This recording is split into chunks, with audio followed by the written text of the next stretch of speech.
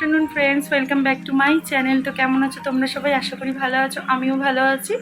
আর আজকে দুপুর থেকে ব্লগটা স্টার্ট করছি। রান্নাবান্না হয়ে গেছে, সব কাজকর্ম হয়ে গেছে। তো চলো এখন লাঞ্চ করবো। তো লাঞ্চে আজকে কী আছে চলো একটু তোমাদের সঙ্গে শেয়ার করে নিই। আজকের লাঞ্চে ছিল দেখো ভাত, ডাল, আলু পটলের তরকারি আর চিংড়ি মাছের পাতুরি। তো চলো আগে আমি লাঞ্চটা করে নিই, তারপরে আসছি আবার। তো দেখো একবারে লাঞ্চ করে চলে এলাম রান্নাঘরে, আর একটা কড়াইতে একটু দুধ বসিয়ে দিয়েছি। তো আজকে একটা সুন্দর রেসিপি তোমাদের সঙ্গে শেয়ার করব। তো দেখো জলও একটু মিশিয়ে দিলাম, আর এবার দিয়ে দেবো এর মধ্যে হচ্ছে আমুল দুধ। আমুল দুধটা দেবো বলে একটু জল জাস্ট মিশিয়ে নিলাম। এবার দেখো এটাকে ভালো করে জাল দিয়ে নেব। ডেলিকার কাজকর্ম তো রোজই শেয়ার করি, সেই জন্য ভাবলাম যে আজকে একটু রেসিপি শেয়ার করা যাক। রোজ রোজ ঘরের কাজকর্ম কী দেখাবো, সেই ভেবে আজকে একটু রেসিপি শেয়ার করছি। আর এটা খেতে কিন্তু খুব সুস্বাদু, একবার বাড়িতে বানিয়ে তোমরা দেখতে পারো যেইভাবে আমি বানাচ্ছি। তো দেখো দুধটা কিন্তু অনেকটাই শুকিয়ে গেছে। এবার এর মধ্যে দিয়ে দেবো এই এক বাটি সুজি।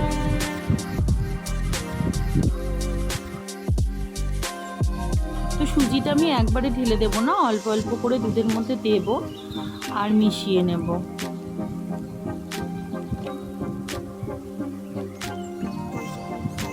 এবার বাকি সুজিটা দিয়ে দেবো। সুজিটা যখন দেবো গ্যাসের ফ্লেমটা কিন্তু লো করে দিতে হবে, নাহলে দুধটা শুকিয়ে যাবে, সুজিটা কিন্তু ভালো করে সিদ্ধ হবে না।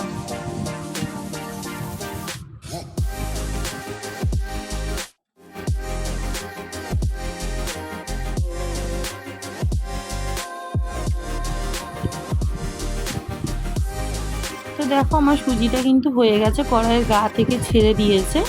এবার আমি সুজিটা একটা অন্য পাত্রে তুলে নেব।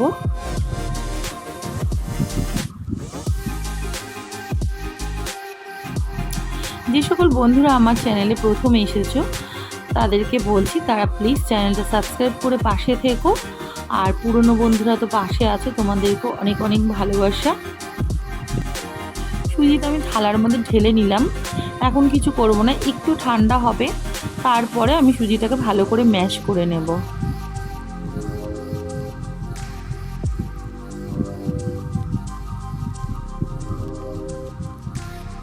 এখন সুজিটা প্রায় ঠান্ডা হয়ে গেছে, উষ্ণ উষ্ণ গরম আছে। আমি হাতের মধ্যে একটু ঘি মেখে নিয়েছি, নিয়ে সুজিটাকে ভালো করে ম্যাশ করে নিচ্ছি।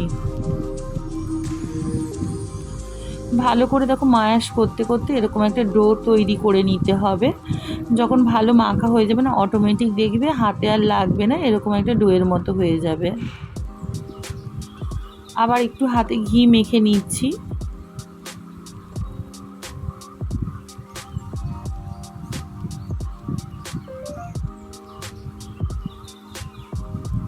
তো হাতে ঘিটা অনেকটা বেশি হয়েছিল, তাই জন্য আবার সুজির এই ডোটার মধ্যে ঘিটাকে মিশিয়ে নিচ্ছি।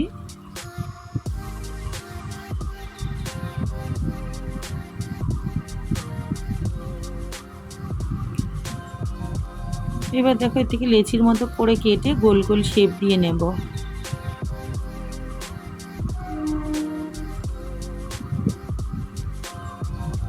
এই রেসিপিটা বাড়িতে একবার তোমরা ট্রাই করে দেখো, আমি যেভাবে করছি। সামান্য কিছু উপকরণ দিয়েই তো হয়ে যায়, ঘরে মোটামুটি সবারই দুধ, সুজি, চিনি এগুলো থাকেই।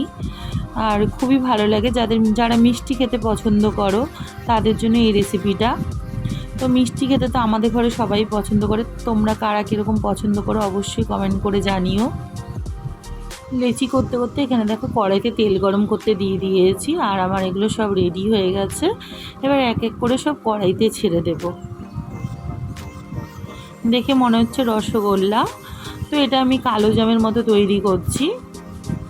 দেখো সবসময় তো দোকান থেকে কিনে এনে খাওয়াই হয়, তো ঘরে একবার করে দেখো, একদম অসাধারণ খেতে হয়। আর যেহেতু ঘি দিয়ে এটাকে মেখেছি, তো এর ফ্লেভারটা কিন্তু খুব সুন্দর আসছিল। তোমরাও বাড়িতে একবার ট্রাই করে দেখো।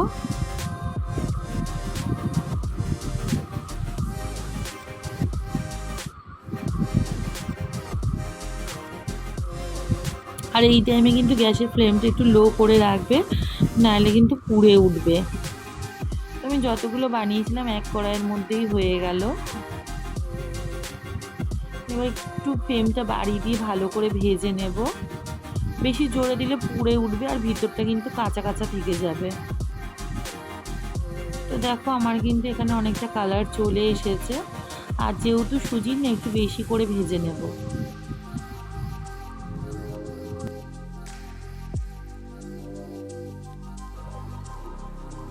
তো দেখতেই পাচ্ছ আমার এই কালো জামগুলো কিন্তু ভাজা হয়ে গেছে। এবার একটা স্টিলের থালায় তুলে নিচ্ছি, নিয়ে একটু ঠান্ডা করে নেব।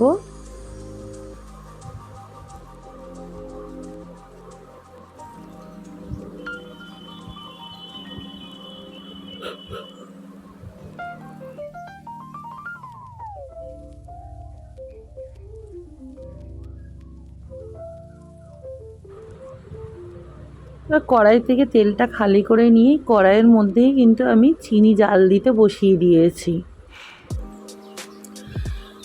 চিনিটা যতক্ষণ একটু ঘন না হবে রসটা, ততক্ষণ কিন্তু জাল দিতে হবে। আর এর মধ্যে দিয়ে দিয়েছি 2খানা এলাচ।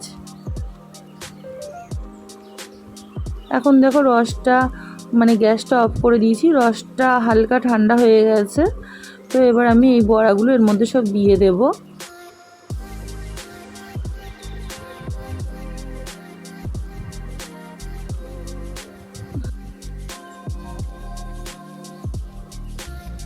রসের মধ্যে দিয়ে প্রায় 2 ঘন্টার মতো ভিজিয়ে রেখে দেব, তাহলে এর মধ্যে ভালো করে রসটা ঢুকে যাবে। এখন ঢাকা দিয়ে দিলাম, এবার 2 ঘন্টা পরে আসছি। প্রায় দেখো 2-3 ঘন্টার মতো রেখে দিয়েছিলাম, আর রসটা কিন্তু পুরো টেনে নিয়ে বড়াগুলো কিন্তু ফুলে ফুলে উঠেছে। যারা মিষ্টি খেতে পছন্দ করো তারা কিন্তু বাড়িতে এইভাবে বানিয়ে ফ্রিজে স্টোর করে রেখে দিতে পারো। তো চলো ভিডিওটা আজকে এইটুখানি কি থাকুক। সবাই ভালো থেকো, সুস্থ থেকো, টাটা বাই বাই। আবার দেখাবে নেক্সট ব্লগে।